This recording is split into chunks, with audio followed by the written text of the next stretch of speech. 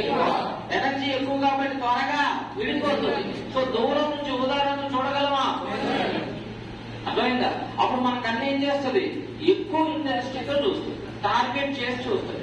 సరిగ్గా కనపడట్లేదు అనుకో పక్కడి క్వశ్చన్ పేపర్ దుడ్లు పెద్దవి చేసి చూస్తాం, అంతేనా? కాబట్టి ఉదాహరణకు దూరం నుంచి చూడాలంటే మన కళ్ళు కూడా ఏం చేస్తుంది? ఫోకస్ చేసి చూస్తుంది.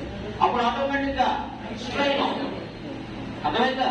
సో కంటికి హాని కలిగించే రంగు, ప్రమాద సంకేతాలను సూచించే రంగు చెప్పాలి.